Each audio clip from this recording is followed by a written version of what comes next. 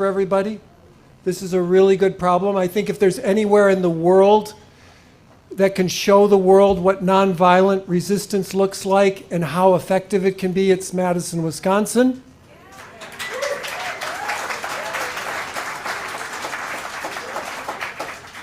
And it's the time, folks. It's time for us to get united. It's time for us to be very strategic. It's time for us to practice nonviolence in a way that's unmistakably powerful, in the same way that Dr. King, that Gandhi, Nelson Mandela, and other great leaders have practiced. It's so fitting that we are celebrating this gathering on the last day of what would be Martin Luther King weeks. I started celebrating on the eve of his birthday on the 14th. We had a big event in Milwaukee, and I've been celebrating that great American ever since. This is the last day of the 2 weeks of Martin Luther King weeks. So let's just take a moment together in gratitude. We can do this. So for our MC tonight, we have Ajax Johnson. Now, I met Ajax just a short while ago. They're new on the Wisconsin scene relatively, but they came in like gangbusters. You know those big No Kings rallies we had up at the Capitol? Well, I just want to say Ajax Johnson. That's all I'm going to say. Ajax Johnson, makes sure that there are marshals and all the people and really made those things happen over and over again at our state capitol. And we're really proud to be in collaboration with Ajax. Ajax is also going to talk about how they are working very hard to get our state ready with a rapid response network. So I think without further ado, give me a big hand for Ajax Johnson.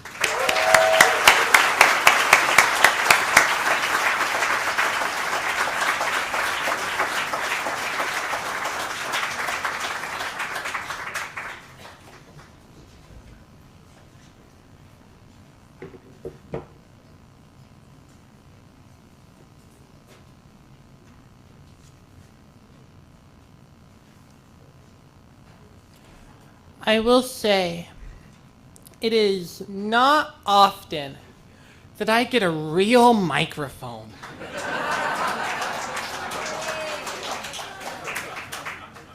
I am so often running up or down State Street, up or down King Street, up or down some street, and I don't even know the names of them yet. I want to open us up with a song that I believe we're going to have performed by Tom Castle.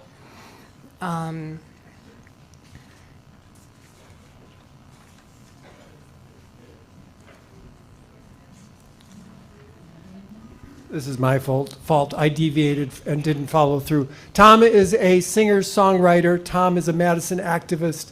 And Tom is a solidarity singer. Give it up for Tom Castle. Thank you. Usually when you do the opening song, it's sort of a kumbaya thing. But this one, I don't think so. I was definitely inspired by the mayor of Minneapolis, the DA of Philadelphia, and actually Reverend Mitchell the other day, who was taking a different take on this word. But it's like an old Western in John Wayne days. The bad hombres gotta go away. Heard the mayor say, when the sun goes down, gotta go away. Get the fuck out of town. Get the fuck out of town. Get the fuck out of town. Get the fuck out of town. You fascist clown. Be a patriot. Destroy the flood. They got whistles, but you got guns. Just show us your papers. Put away your phone.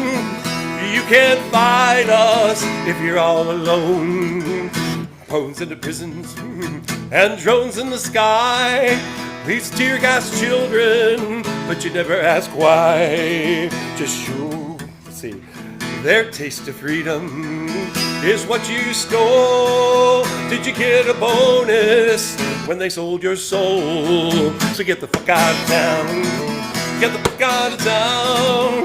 Get the fuck out of town. You fascist clown. Get the fuck out of town. Get the fuck out of town. Get the fuck out of town. You fascist clown. Heard the DA say, heard the DA say, in Philly, PA, gonna put you away. See, the states can't arrest you if they dare, and the felon in the White House can't protect you there. Don't believe your eyes, it's according to the plan. Don't believe your ears, it's your final command. So get the fuck out of town. Get the fuck out of town. Get the fuck out of town. You fascist clown. Get the fuck out of town. Get the fuck out of town.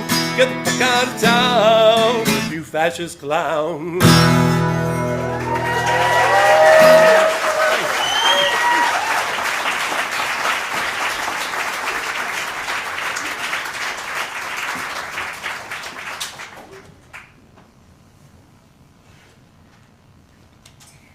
Thank you, Tom.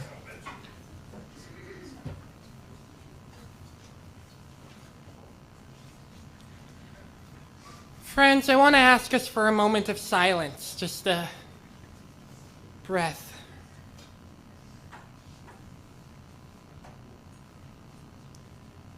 Tim introduced me wonderfully. My name is Ajax Johnson. I work with the Badger Collective.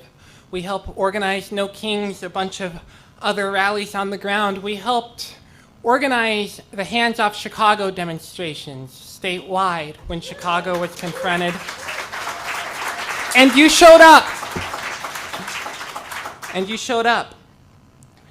And we're at the forefront of the Act Wisconsin coalition, which I'm going to talk a lot more about later, that's building the plans for across the state for how we're going to respond in conjunction with the efforts by Voces de la Frontera, which have been wonderful, and so many other organizations, for what we do when Wisconsin gets occupied, when Madison, when Milwaukee, when Eau Claire are next on the list, because they are, and they will continue to be.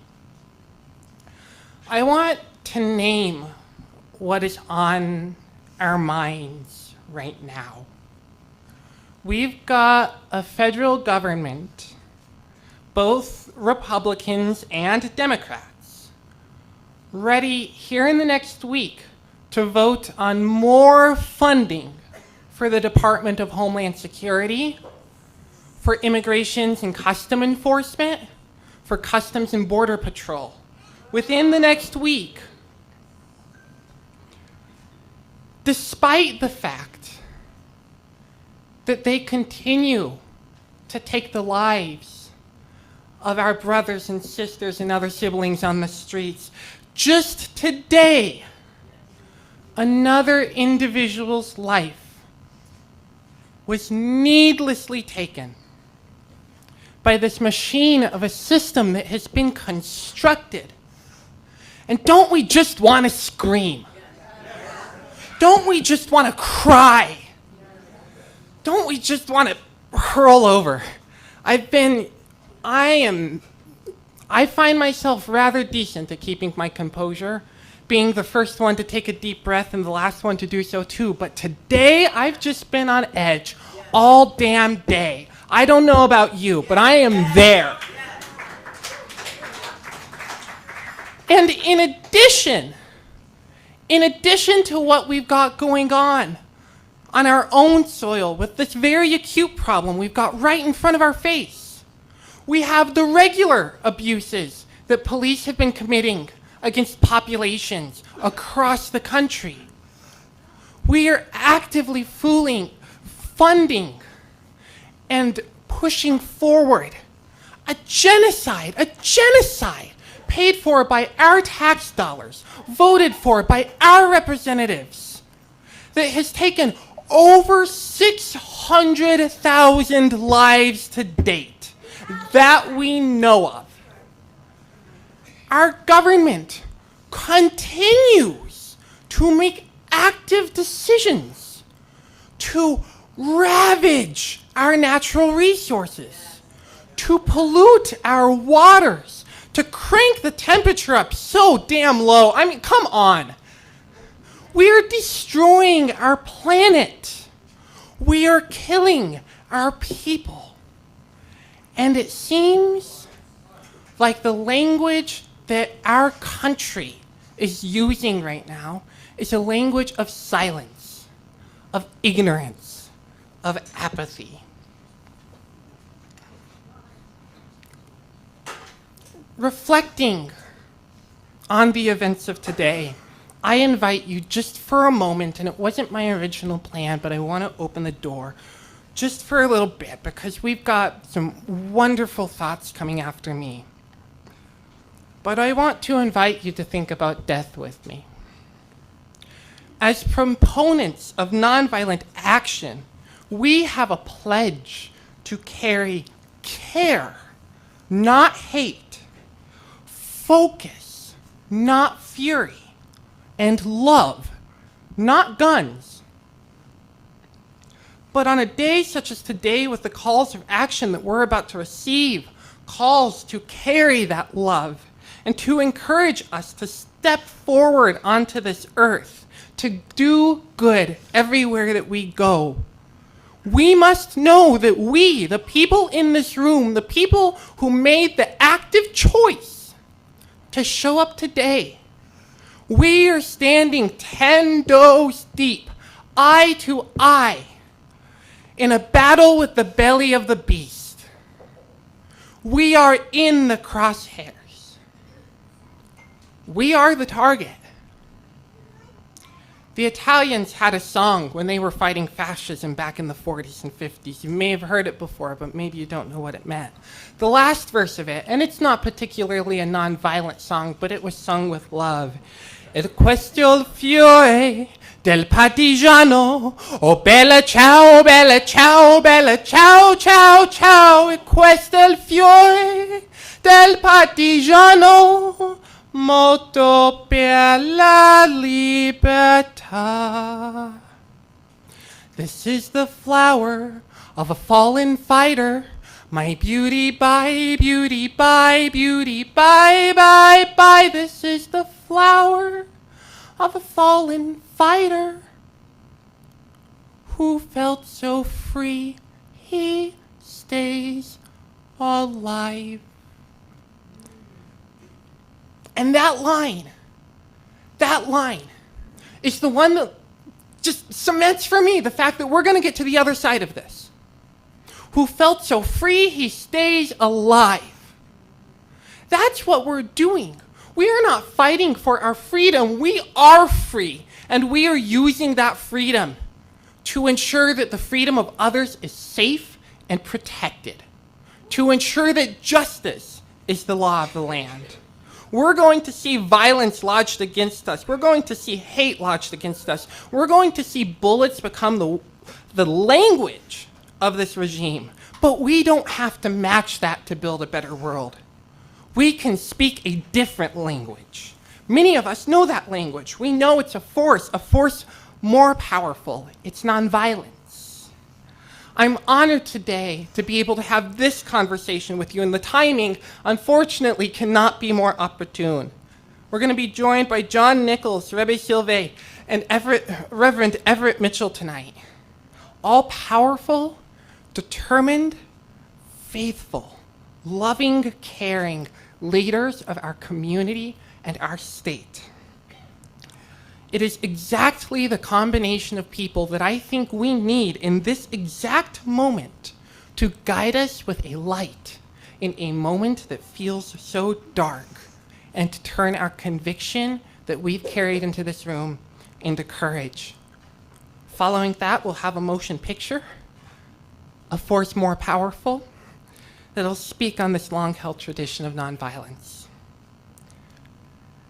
That being said, I've asked for focus, I've asked for conviction, and part of that is finding our truth. And I know someone no better at telling the truth, no better at telling his truth, and the truth that we need to hear than our friend John Nichols. John Nichols is the executive editor of The Nation magazine and the associate editor of the Capital Times. He's the author and co-author of more than a dozen books, including more recently, It's Okay to Be Angry About Capitalism. I'm sure we all agree with that title. A New York Times bestseller that he wrote with Senator Bernie Sanders. A native of rural Wisconsin, he's lived, worked, and reported from Iceland, South Africa, Palestine. He's a longtime associate of the good Reverend Jesse Jackson, and he's worked for a great many years with the Rainbow Push Coalition on economic, social, and racial justice issues. I could go on, and I could go on, and I could go on, but I'm never going to forgive myself if I take another minute of time from the wonderful John Nichols.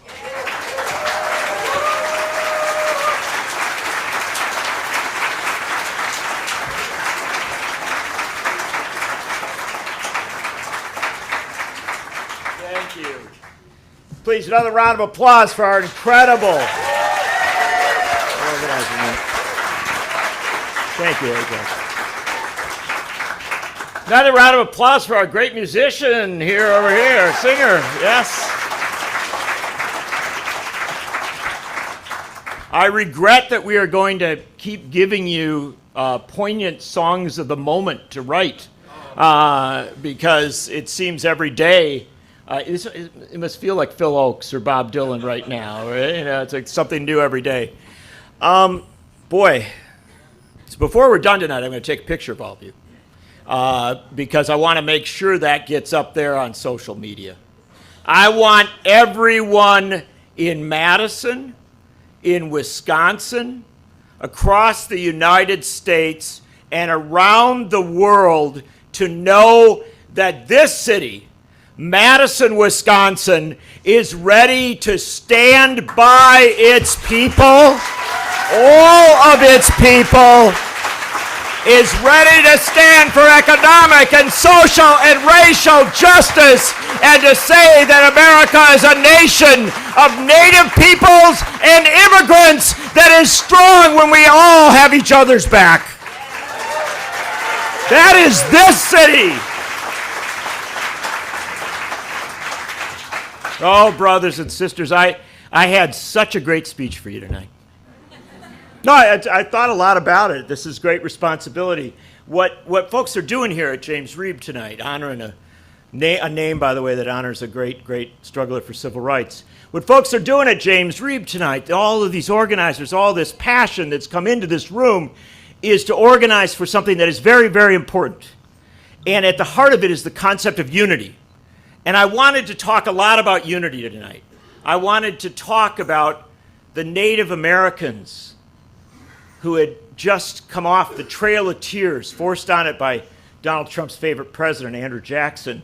Forced onto the Trail of Tears. So many of them had died, so many of them had suffered, and yet they heard that there was a famine in Ireland, and they pooled their tiny amount of resources, $170, and sent it from the camps where they were living, having been forced off their own land, to Ireland to sustain the people that were dying there.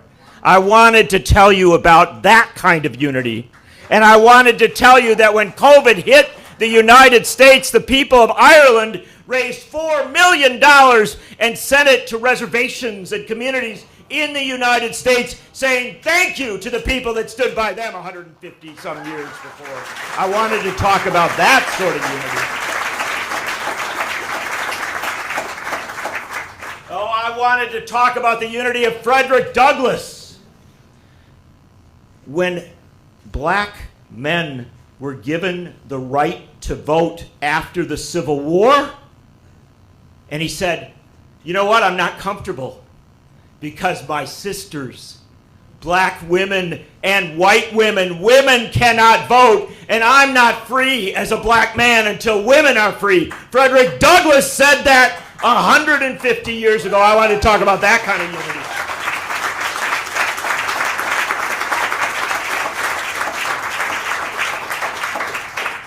that unity runs so deep in our history.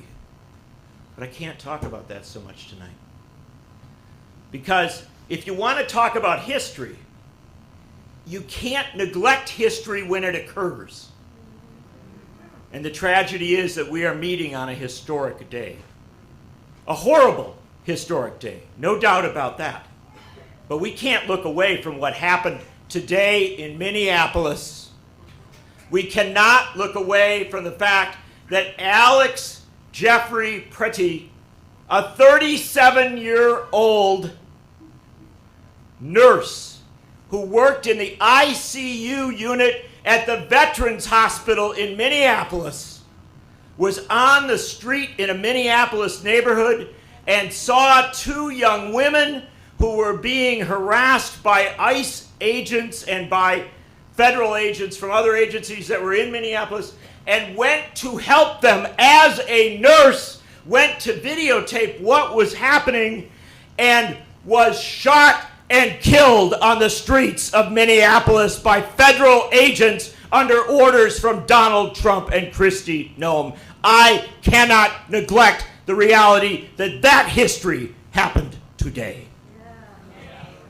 And I cannot neglect the history that it occurred in the context of that just a few weeks ago, Renee Nicole Good, a poet and a 37-year-old mother of three who had just dropped her child off at school, who still had the toys for her child in the glove compartment of her car, as she sought to avoid violence, as she sought to de-escalate a situation, was shot and killed by an ICE agent on the streets of Minneapolis. I cannot neglect that history that has happened in this month.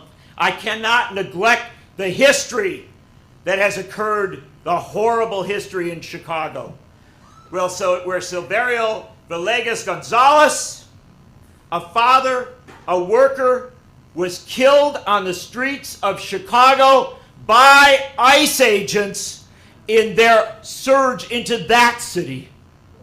I cannot neglect the horrible history of Geraldo Lourdes Campos, a 55-year-old worker in Texas who was killed while in ICE custody, and the ICE officials, the DHS officials, said it was suicide, but the witnesses at that detention center said that the guards pressed on his neck, compressed his chest until he died.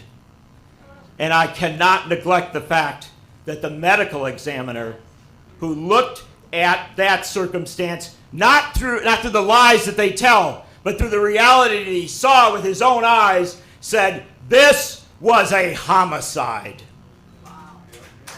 That courageous official. So, we can't turn away from it, brothers and sisters, but we can think about it, and we can ponder it, and we can put it in context. I don't have a lot of time. It's more important, the conversation that you have, than what I say to you. But I do want to offer a perspective on how we have this conversation. And what I want to tell you is that we cannot be apologetic anymore. We have passed the no excuses moment. No more excuses, that's right. What we have to recognize that it is absolutely appropriate to say it is time to defund and abolish ICE.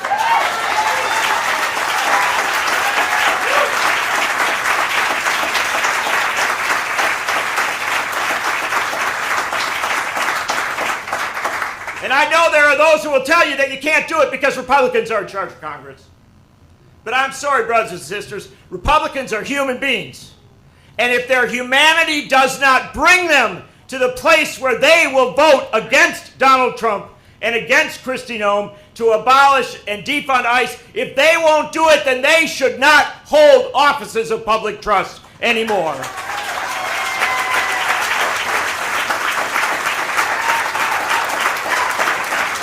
But this isn't just about Republicans, brothers and sisters. If there is any Democrat who makes the excuse that Republicans are in charge, so I can't do anything, I can't make the change, that Democrat should not serve in public office either.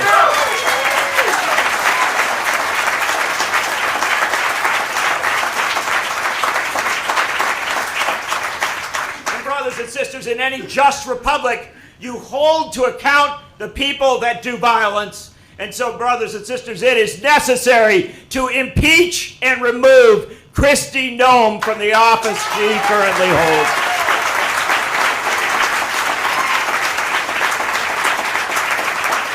She has lied repeatedly to the American people again and again and again. And brothers and sisters, I know that she's not the only liar. I know they line up to do it, but when that woman stood there in that cowboy hat and lied about the killing of Renee Good, I said to myself, that's the first impeachment. That's where we begin. Impeach Kristi Noem, and anybody who says you can't do it, they shouldn't be in the Congress, they shouldn't be in the Senate.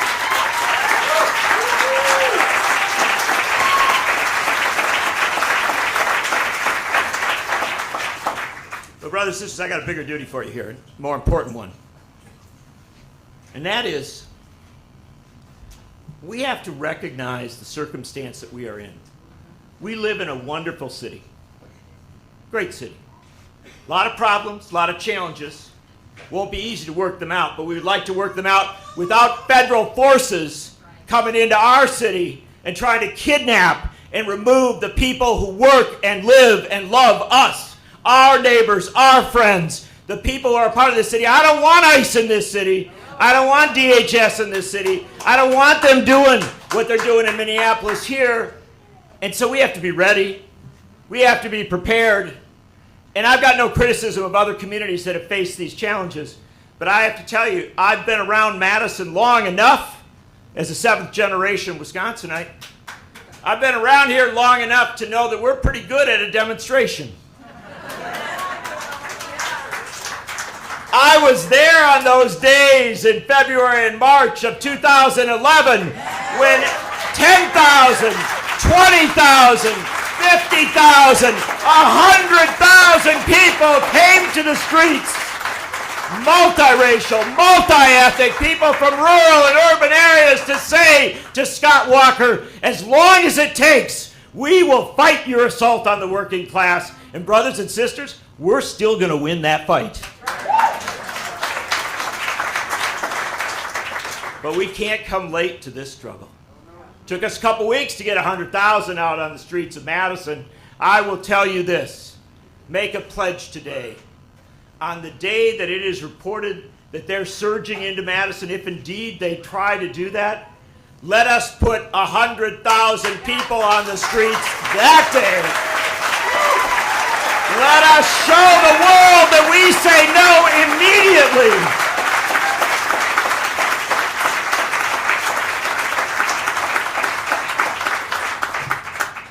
That's not a bad place to close.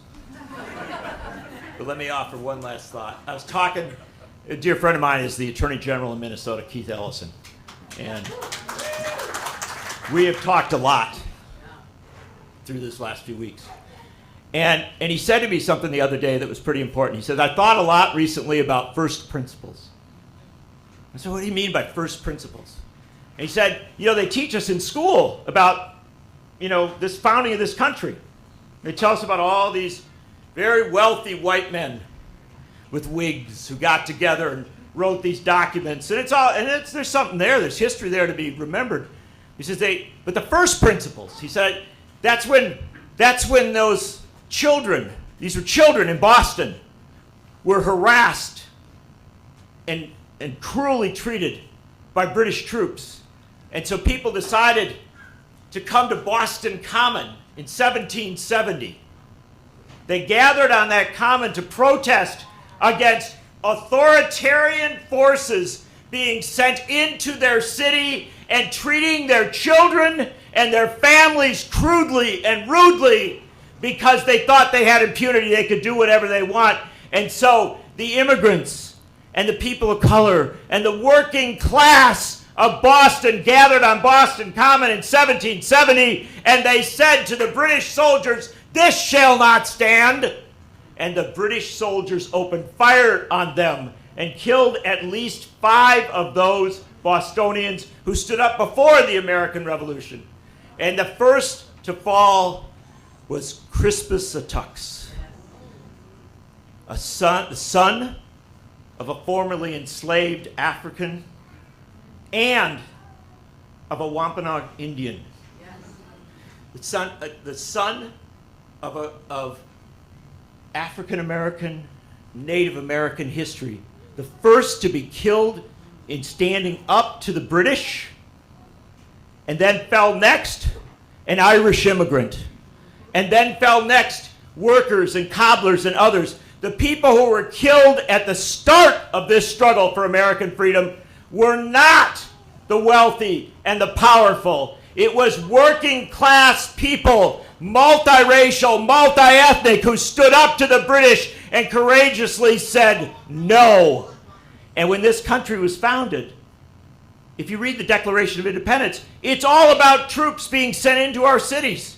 The first part of that document is all about troops being sent into our cities. And so what did the founders do? As imperfect as they were, they wrote a Bill of Rights, and that Bill of Rights said that we have a right to assemble and petition for the redress of grievances.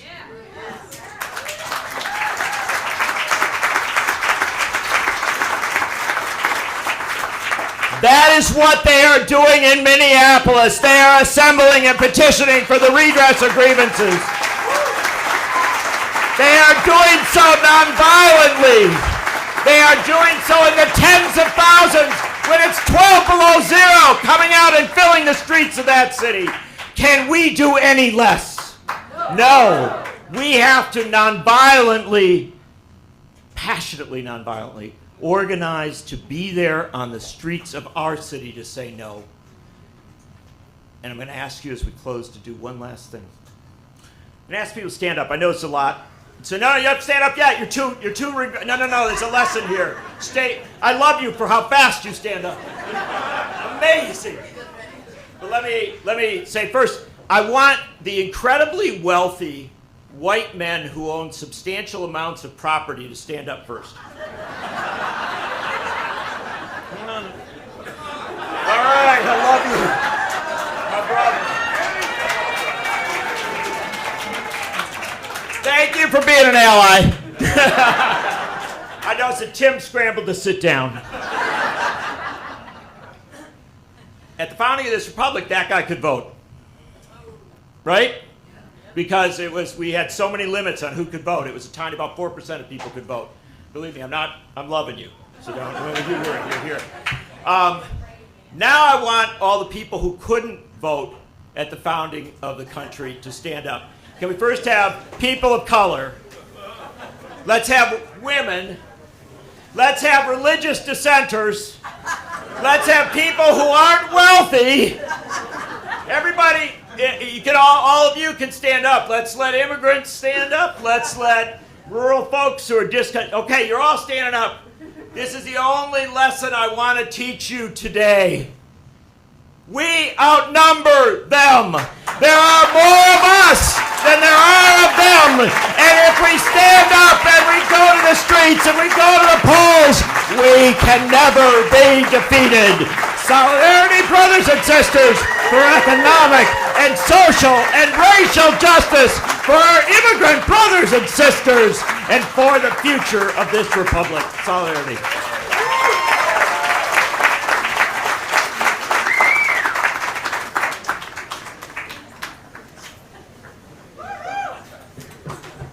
One more time for John Nichols, please.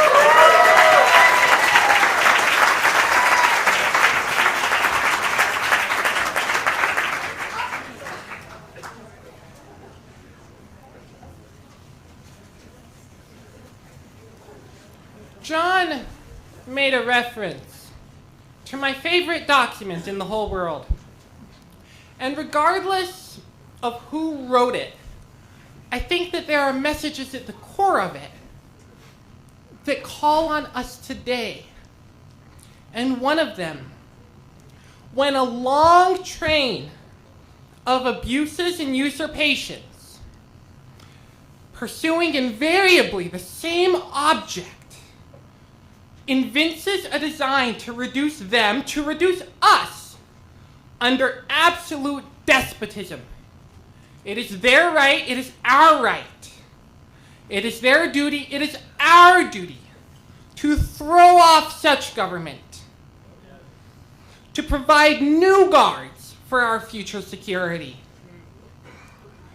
That is the commandment on which this country was founded. And I thank John for reminding us of that as we move forward tonight. And I thank John for his calls to action that he gave us. The call to action to expect more from all of our elected officials, regardless of where they sit on the party line. And a call to show up when we need to show up, and a reminder that the time that we need to show up is now. So thank you, John.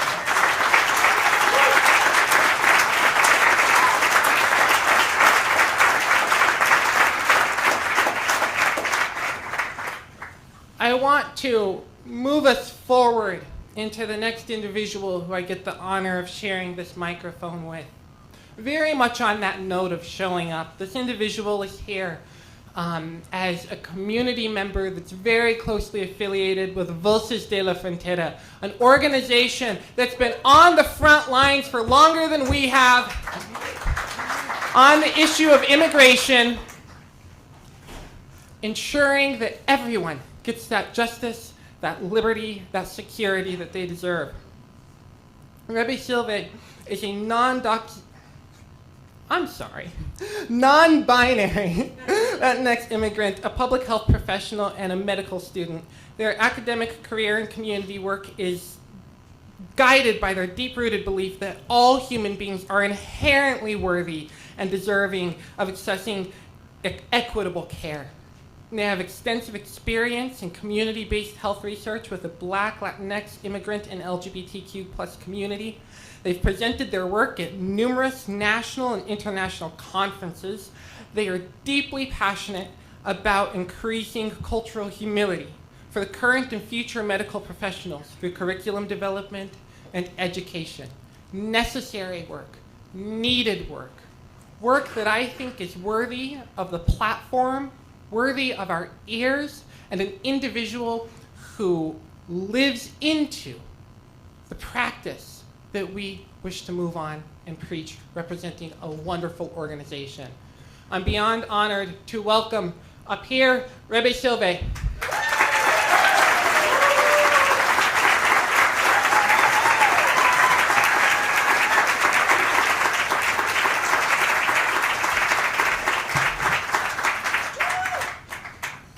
Wow, what an incredible turnout. This is a really heavy day. Yeah. It's been incredibly difficult. The ongoing and escalating state-sanctioned violence and brutality against our immigrant communities and allies is morally unacceptable.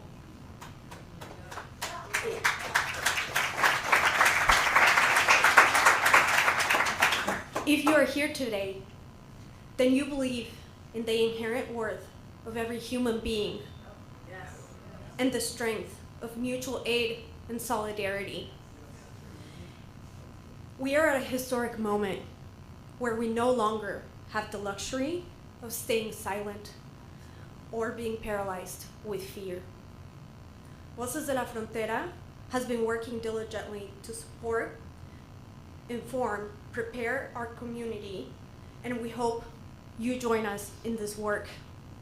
I will briefly discuss the 4 pillars of our work, which include mutual aid, our rapid response network, legal support, and building solidarity.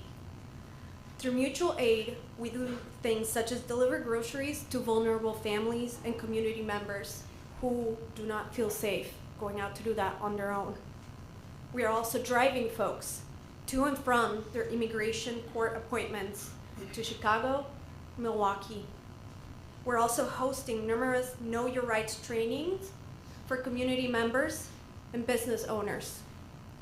Our rapid response network, we have a hotline to verify the presence of ICE in the community or in cases of emergency. And I implore all of you, I have at the front table, there's lots of flyers, but we have our 1-800 number. Everybody should have this number saved in their phone. It is really important. There is a lot of misinformation in our community. And by spreading misinformation, we are helping Donald Trump. And we are not here to do that. And now this hotline, it is possible because of our trained volunteers. We have hotline operators who answer calls and document all incidents. We have verifiers who show up to investigate and verify reports. And if reports are found to be true and accurate, we make sure to disseminate that information.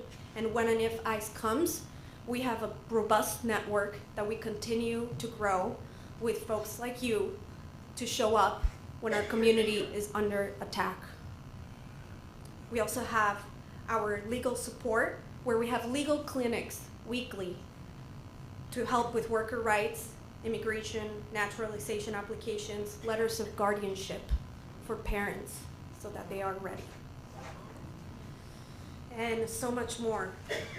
And now we're growing the solidarity across organizations with everybody in case of when ICE shows up to our communities. Voces de la Frontera next meeting is on Tuesday, February 10th.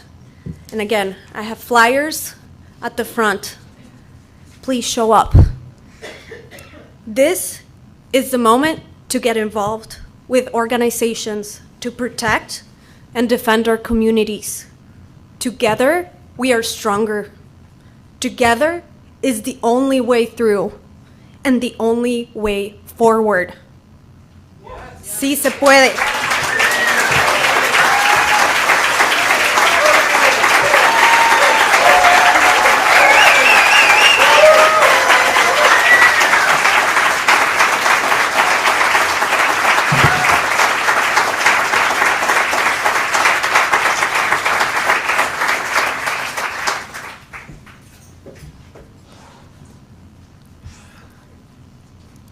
Throughout history, every time we've come to a crossroad like this, there is one incredibly important, critical connector.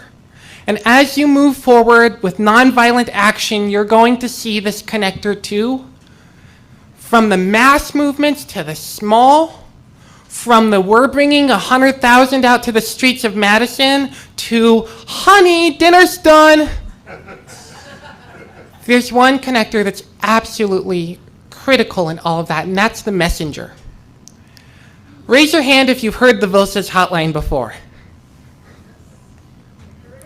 Raise your hand if you know to call it if you spot ICE.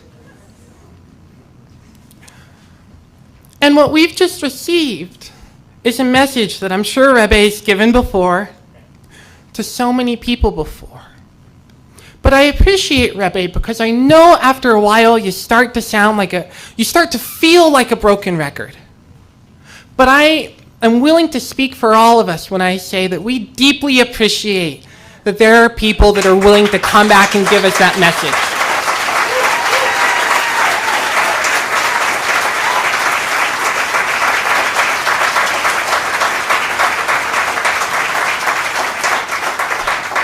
I'm willing to speak for all of us when I say that we appreciate Rebe for coming to give us that message again tonight.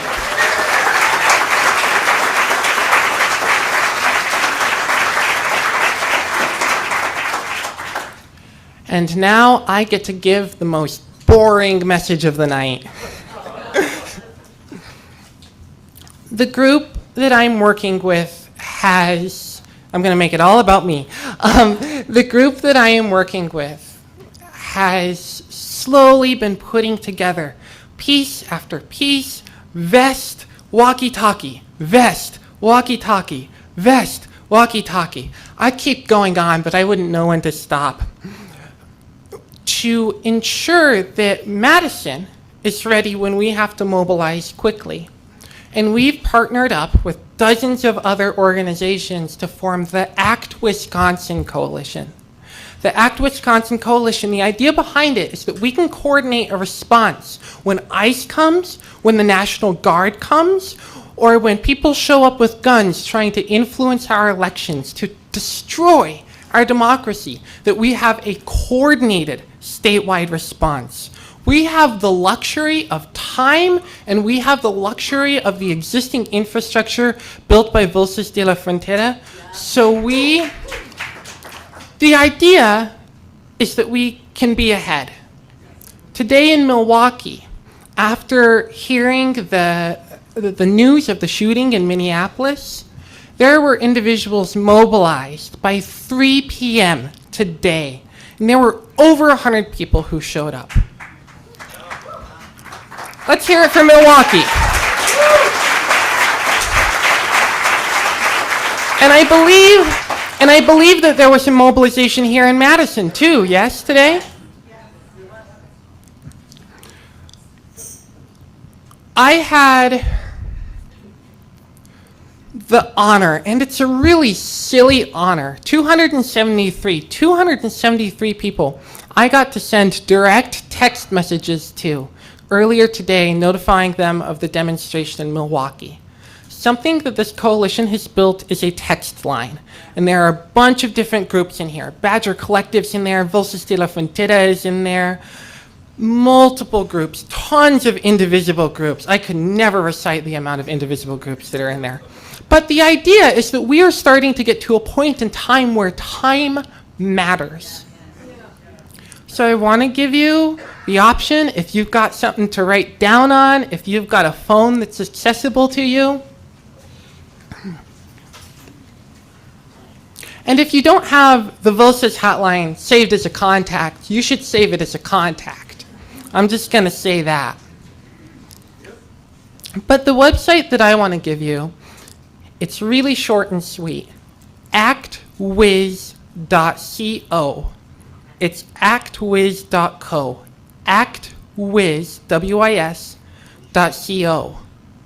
And there's an option there to sign up for specific text alerts when we mobilize, again, in opposition to ICE, in opposition to the National Guard, in opposition to manned election interference. I got to send that message to 273 people earlier today, and I want to be able to send it to all of you as well. Any of you going to get onto that text line?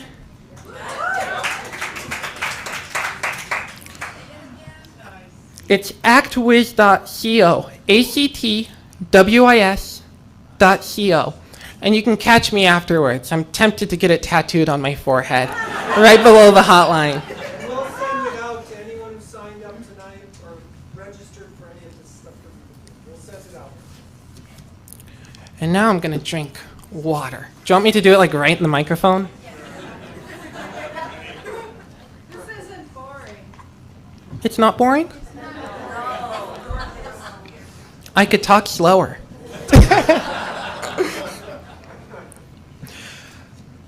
I am honored and excited, and every other word that I could put after that has a positive connotation and an energetic connotation to introduce someone who's most definitely not boring. And as far as the impact of communicating a text message or just any message, I think he's pretty close up there with the text message. I'm excited to introduce maybe a little bit better. Oh, okay, a lot better than a text message. I'm excited to introduce Reverend Judge Everett Mitchell to come up and deliver our last call to action today. Can I hear it?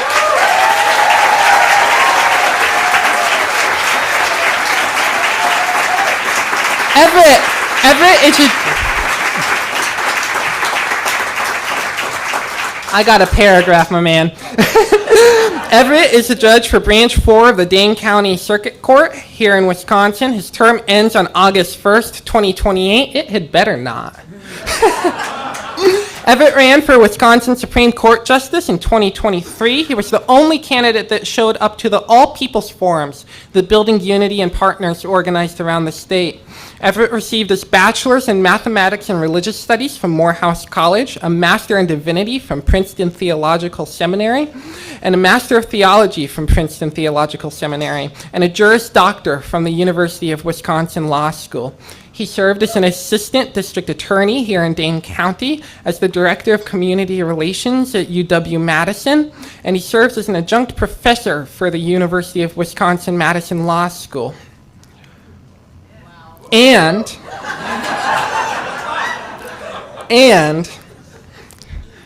rack up the degrees, my friend. And he serves as the senior pastor of Christ the Solid Rock Baptist Church since 2011. My friends, give a warm welcome to Reverend Judge Everett Mitchell.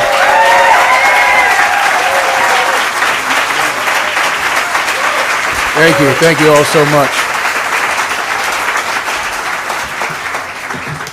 Thank you all so much. So glad to be here with you to lend my voice, but also to lend my commitment for justice, as we always have done. Right, Nate? Right, Amelia? To fight for justice, to fight for equality, to make sure that our voices are not lost in the echoes of history, but that we use our voices to stand with clarity and peace and power, to make sure that those who are the least of these have a way to know that there's somebody is fighting for them, that when they hide in the shadows and they feel like they are lost, that they know that there is a Madison. There is a Madison, Wisconsin, that stands ready to fight, that stands ready to move. I know some of y'all looking at me like I'm crazy, like, what does a judge do? Why does a judge matter in these moments? Well, I must tell you that long before I became a judge, I was in these streets protesting, fighting for justice, fighting for what was right, standing out in the winter cold months because we were protesting how the use of force of police violence when we were called the young, gifted, and black. Y'all remember those days? And we were standing out there in the frigid cold on the north side, stopping traffic so that police officers in our city could change the use of force paradigm and do something different so that we would not repeat the same tragedies that we happened in Florida. But we didn't fight long enough because Tony Terrell Robinson was killed right there off of Willis Street. And that caused us to get into activity, into movement, to be able to say we have to change this paradigm. Need I say that everybody in our community struggled because they were saying, well, they were good, they were criminals, or well, they were young and black, and maybe if they had just listened, maybe if they had just paid attention to what the police said, maybe if they had just not been so oppositional, maybe if they had been compliant with what the officer had said, maybe then they would still be alive and the officer would not be put into that moment where they had to use force. Well, let me tell you something. They killed young black people. They were killing young black men and women. They have turned a new leaf. And they have killed two beautiful white souls. I want y'all to feel that. That is moment in which we thought we were safe. They killed that man right in front of a street. The video today I watched several times and I could not believe, my heart rendered in pain while I watched this young man's life being taken by multiple shots, almost like he was a criminal himself. And to me that signified that we're not in the same era anymore. That signified to me that we're not in the place where you think just protesting is going to be enough. This is not the time where we think we're going to give some shallow chants and then we go back to our nice west side neighborhoods and think we're going to be safe. No! This moment feels erratically different than even the ones that we've had when George Floyd was murdered and we went up to Minneapolis and we protested there and we came home and we led protests. Here, the moment felt energized because people were committed to not letting this ever happen again. And then they changed the rules of the game. The rules of the game require us to look differently than we've ever looked before. It requires of us to put on different lenses than we've had before. The lenses we got to have now, we got to have a constitutional lens. We have to have a historical lens. We have to have a theological lens. And my God, we got to have an activist lens. Y'all ready? So for Alex Peretti, we need to have a constitutional lens. What does that mean?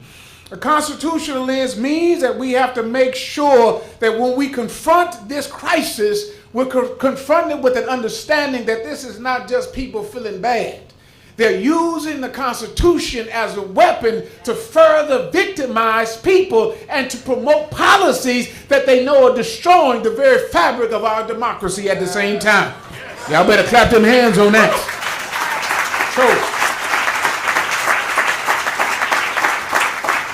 So the expanded use of ICE as a policing force stretches the Constitution like a rope being pulled too tight, testing its strength, fraying its protections, and threatening to snap long-held boundaries between federal power and civil liberties. How are they doing it? They started using administrative warrants. You know what administrative warrant? I'm a judge. Judges sign warrants. Judges review warrants to make sure that you're going into the right home, at the right address, at the right place, with the right person. And it may ensure that you're giving people the right power to be able to exercise the force that they necessarily need. But they're using administrative warrants. To me, that's trash paper. That is trash paper.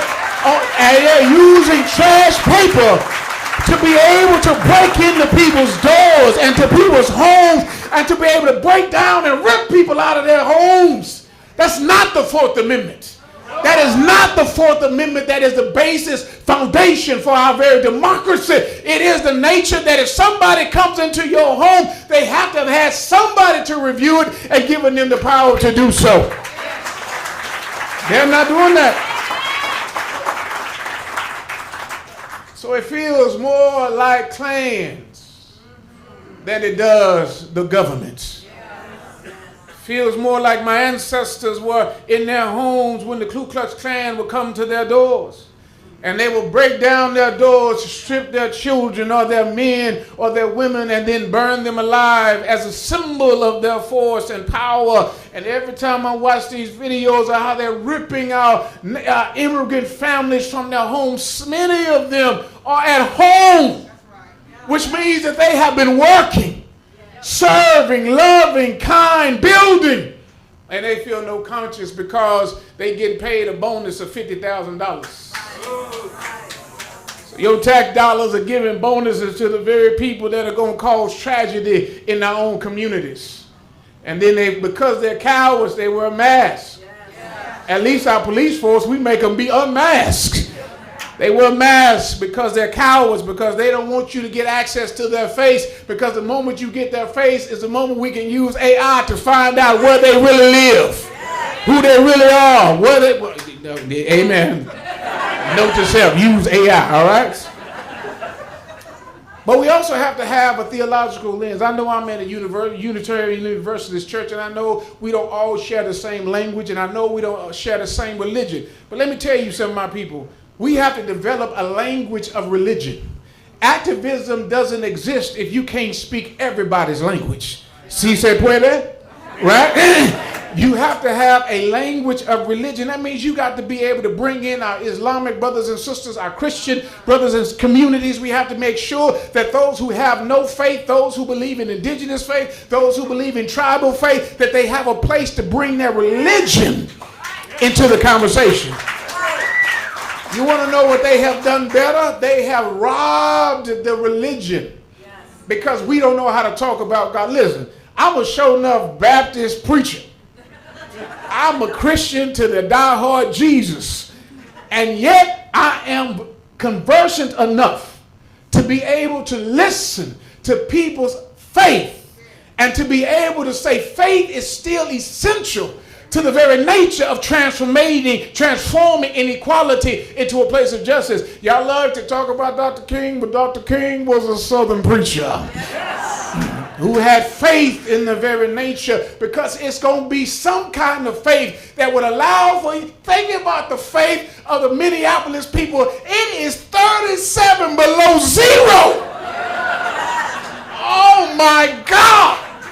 See, Dr. King ain't never had to deal with 37 below zero. He was like, I'm going to stay down here in Alabama. I'm going to stay down here in Mississippi, Georgia, and Florida, and Texas. We're going to fight for justice.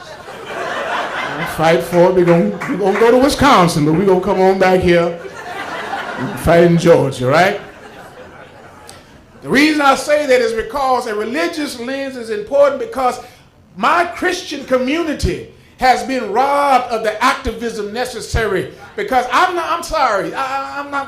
generous with my love. I'm generous with my grace, but I'm telling you right now, I got no more fucks to give. This is crazy. I'm not talking about peace. I'm not talking about love. I'm not talking about grace. I'm adopting a Jesus that went into a church and to a temple and flipped over tables and encouraged people. Listen, if you don't stand up and march and stop the flow, we ain't doing this no more. That's the Jesus I'm talking about. I'm not talking about heaven. I'm not talking about hell. I'm talking about fighting for justice right now, today, boy.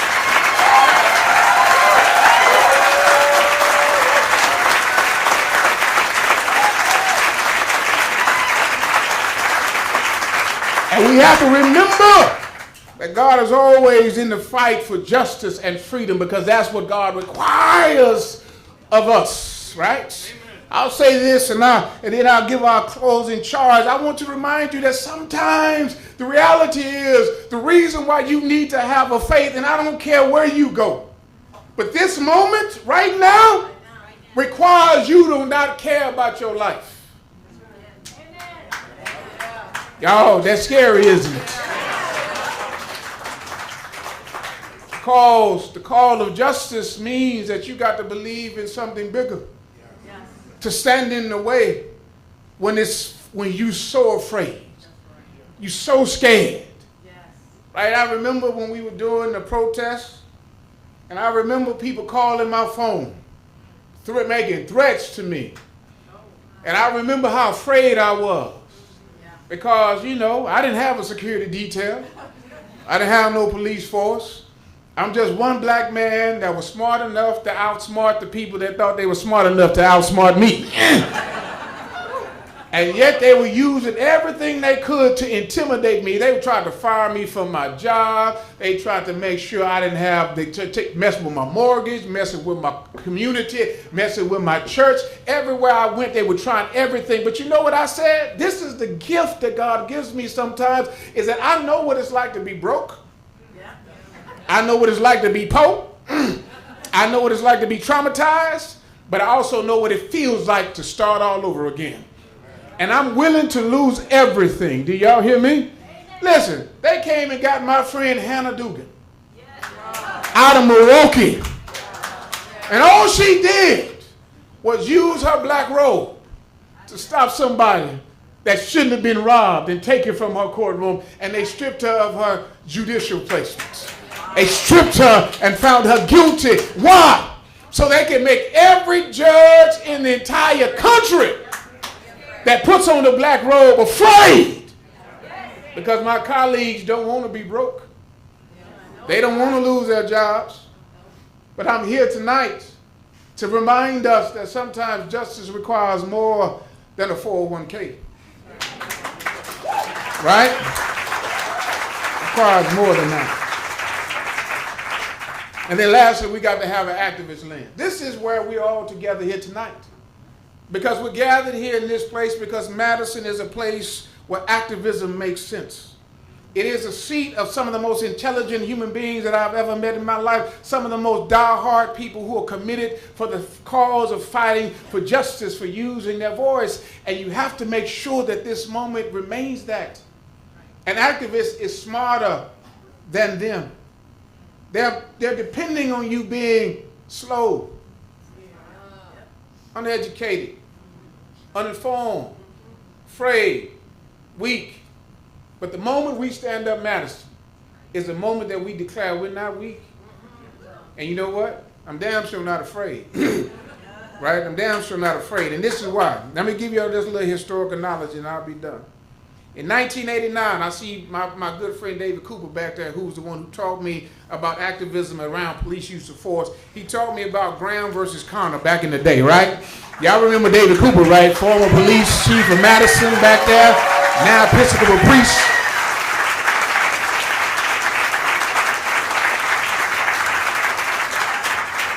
And David Cooper sat me down and he said, Everett, if you're going to be prophetic, you need to know what you're being prophetic about. And he taught me about 1989 Graham versus Connor. If you don't know Graham versus Connor, then wake yourself up. Because what you just saw displayed in Minneapolis is Graham versus Connor.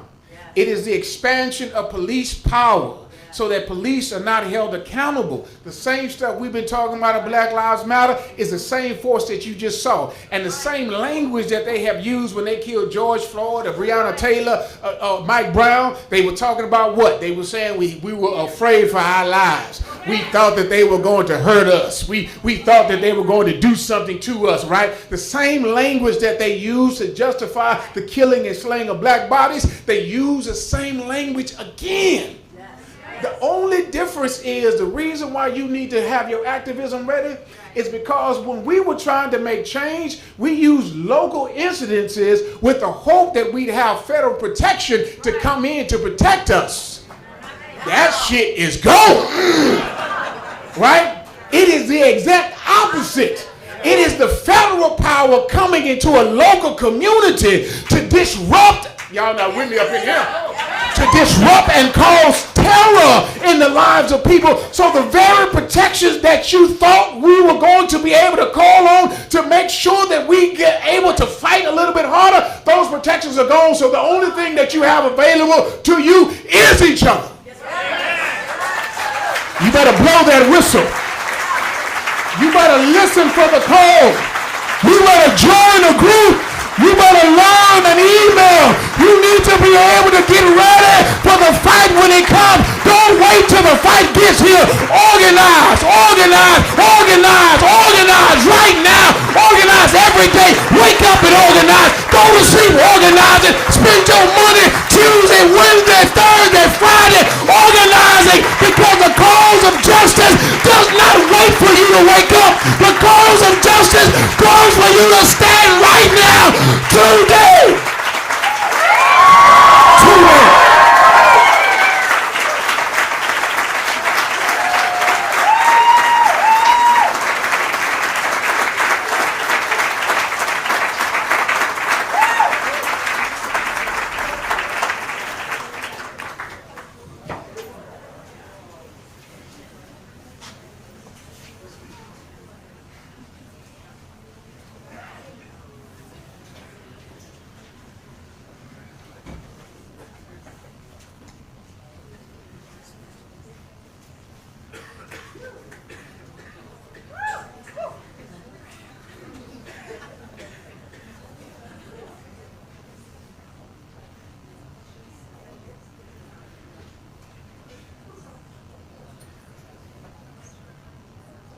And if I die as a fallen fighter, my beauty bye, beauty bye, beauty bye, bye, bye. And if I die as a rebel fighter, you'll need to bury me, my dear, up on the mountain among the flowers. My beauty bye, beauty bye, beauty bye, bye, bye. And if I die as a rebel fighter, you'll need to bury me, my dear.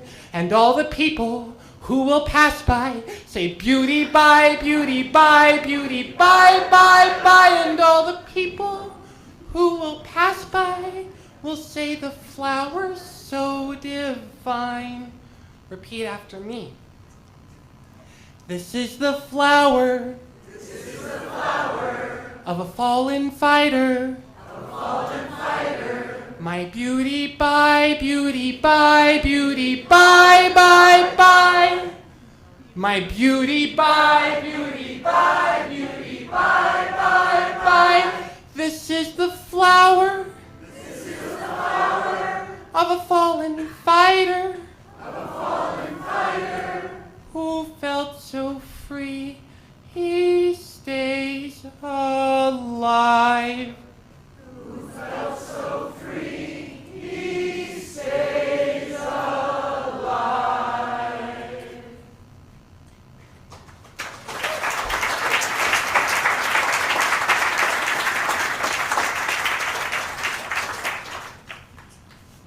Thank you, Reverend, for that call to action.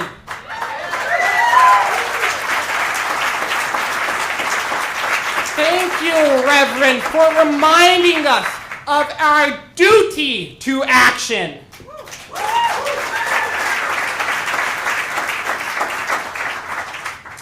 And thank you, Reverend, for putting just a few words to some of that energy that I've been bottling up just right in here.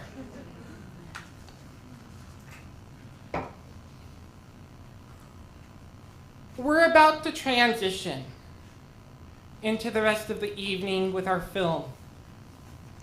And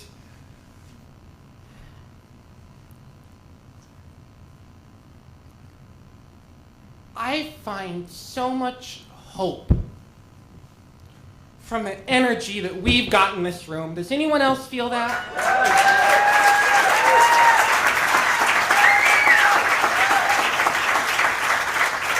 And not just our speakers, but you. Look to your left, look to your right. These are people that are going to show up.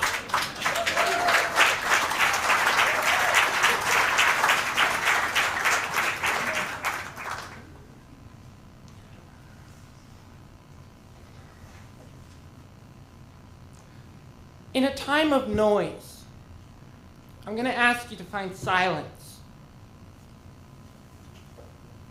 We're going to need it. When we listen, we hear. When we create a space to listen, the message comes to us. In a time of chaos, I ask you to find focus. Minutes matter now. Seconds matter now. We know it is entirely self-evident that yesterday was the time to act and the second best time to act is now. So I ask you to find focus. In a time of unrest, I ask you to find steadiness. No more questions. No more is it today. No more is it tomorrow. No more am I ready. It is today. It is tomorrow. You are ready. They're not giving us any more time. We are ready. Like you mean it. We are ready. One more time. We are ready. We are the force. We are the movement. We are the force more powerful. And let me tell you this, you and I, we are going to breathe the same oxygen, drink the same water. The generations after us are going to breathe and drink. But there's a critical question. There's a critical answer to a question that we need to answer before we leave this room. How much blood is going to be in that water? Because we get to have a say in that. And there's no way of knowing how much worse the world could be if we don't act. There's no way of knowing. And I don't want to find out.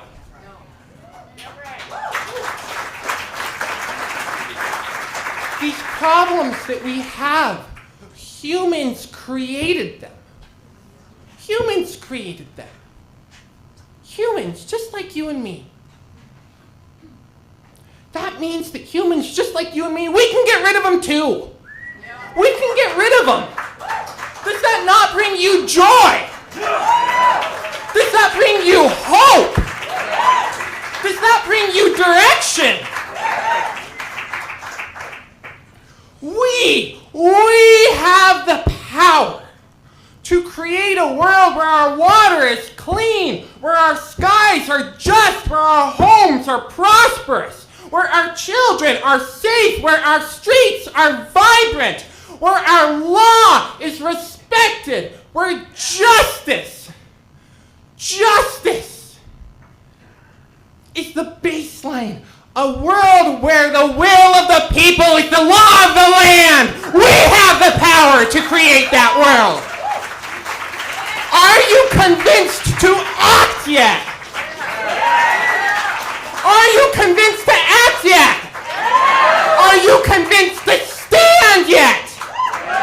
Are you convinced yet to find your place? Are you convinced yet to meet the moment? So if you're convinced, will you do it? Will you? Are you gonna meet the moment? That sounds a lot better to me. I'm gonna pass it on for the night. Thank you all for meeting the moment.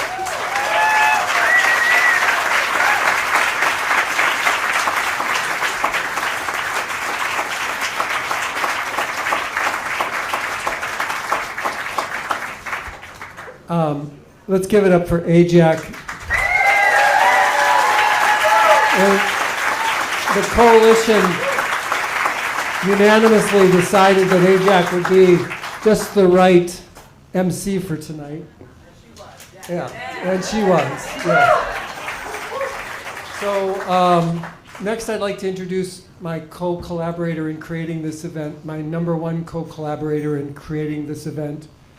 And actually the spark, I want to tell a little story. I'm going to toot my own horn a little bit with this story, but bear with me. I have a vision, in case any of you don't know that. The vision is called unity, and that only unity is going to free us. Only all of us can save us now. We've got to get out of our silos and work together, and to that end, my strategy for the first step is that we come together in our neighborhoods, in our community centers, in our houses of worship, our sanghas, whatever you come together, find your people, and decide what your niche is in this transformation. What is your niche? Are you going to bake food? Are you going to take care of the kids? Are you going to write press releases? Are you going to make eloquent speeches? Whatever it is, your group gets to do that. Anyway, my niche is to try to create gatherings where we can get to know each other and build beloved community. And so every month we do a potluck here for people, peace, and planet. People, peace, and planet. It all boils down to that. War is not one of those P words. It's people, peace, and planet. And we threw in another one, let's potluck. Because you don't have to plan a lot, you don't need catering services, you just, everybody brings something and we break bread together. We're doing it every month here. Next month we switch to the third Saturday, so the 21st will be our next potluck here. And we're going to be talking about nonviolent resistance and carrying this on. But a few months back, my dear old friend Annie Bachman, who I'm introducing right now, we did our beautiful potluck and we went into breakout rooms and we talked about what's in our heart.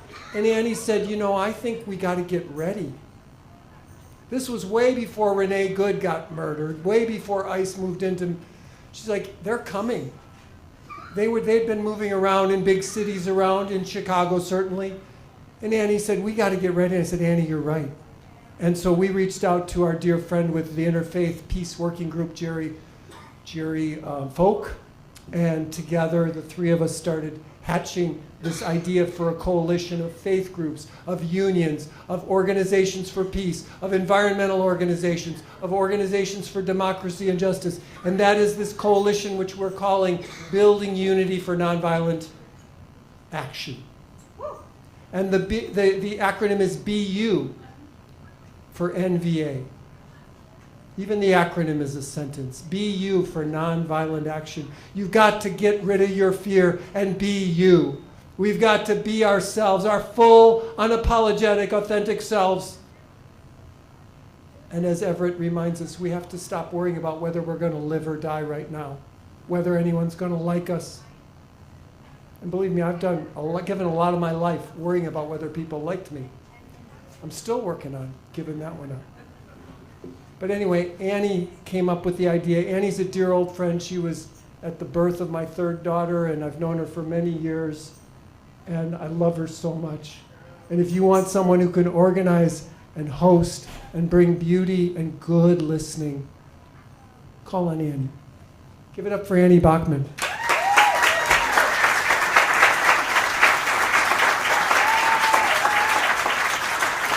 Hi, everybody. It's great to be here. I am an example of someone who does not talk in public, who has anxiety about it, who is usually kind of soft-spoken, so I have to work on projecting. And so I hope that I can be an example to those of you who can imagine coming up after all of those people spoke and saying something and leading something, okay? That's where I'm at. And I hope I got your support to just move forward. Okay, so I have had the pleasure of meeting over Zoom many people that's part of our coalition. And one amazing, beautiful soul is Joan Wheeler. She's coming up on the stage right now. And Tim, I think we need to give her another microphone. Hey, Joan. So Joan Wheeler is an activist from the 60s that comes from peace, brotherhood, nonviolence, and it took her through the civil rights movement. I've just started to hear her stories, and I can't wait to hear more. And so I felt, what grounds us when we are scared, when we are angry, when we have despair and confusion and overwhelmedness? One really simple thing is taking a breath. Can we do that? Just take a breath.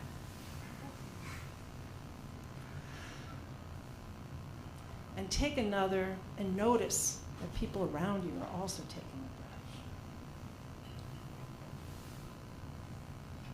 breath.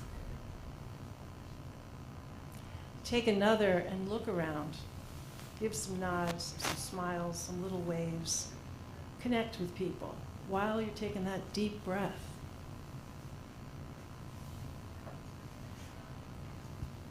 So I find out there's 3 parts. I've been studying nonviolence since that meeting I was at here with Tim. There's 3 parts in nonviolent training. One is about yourself, getting yourself ready, figuring out how to calm yourself down, how to regulate your nervous system, what to do with all those strong emotions. And to assess, what are my skills? What are my gifts? What do I want to do? And who are my people that I want to do this with? And what we're going to get to in just a minute is another thing that we know already that calms us down, and that is song. So that's why Joan's up here. Let's sing together.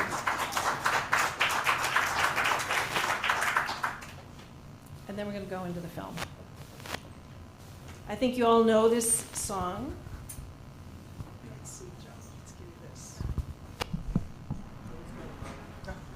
Oh, you're set. Yes. I didn't see that. Okay. So just follow along. I'll do a little bit of call out of what the next verses is. It's called a zipper song. You zip different things in. Wonderful. Well, everybody knows this one. Okay. Well, this one is one of our favorites, especially when it comes to bringing people together. So we want to make sure that everybody participates. Are you ready? Yeah. Is it on? Oh, okay. It's called We Shall Not Be Moved.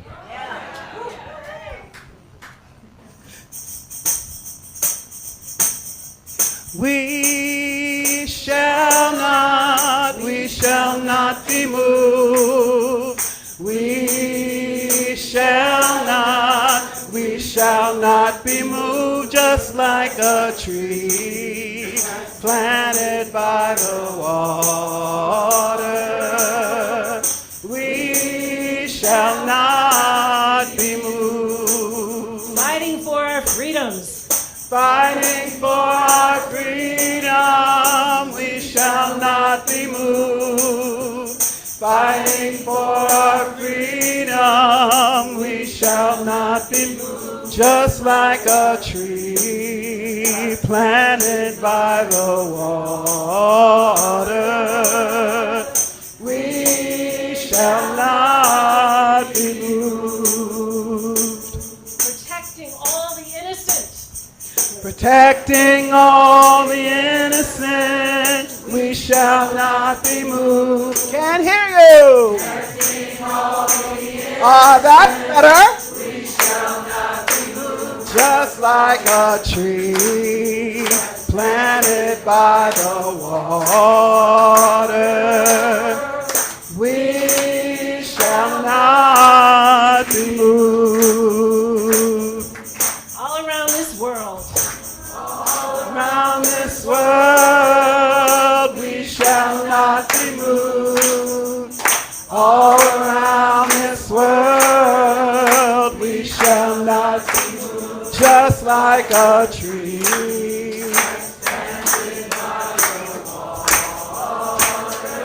Oh, we shall not be moved. Last time. We shall not be moved. You sound great.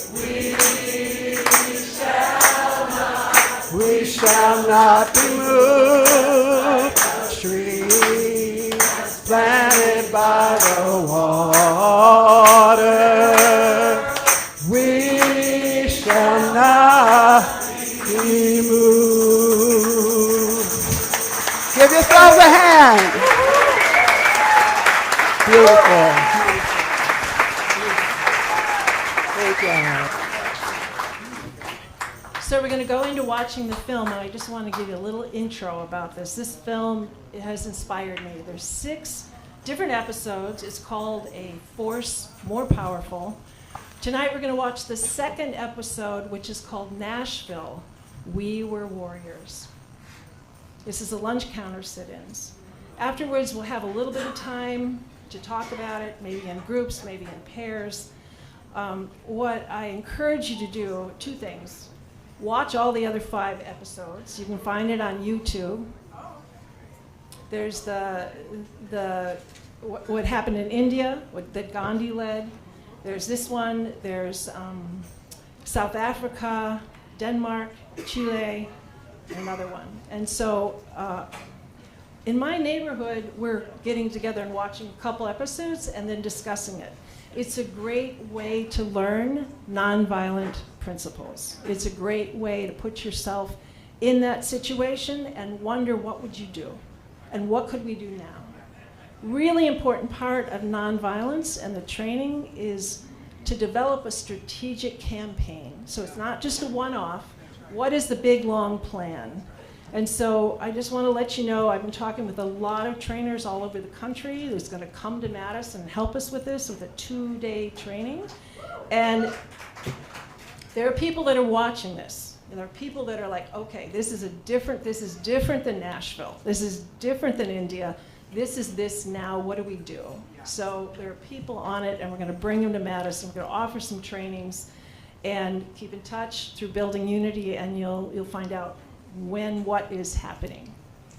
So I think without further ado, it's going to go up on the screens. Thank you so much.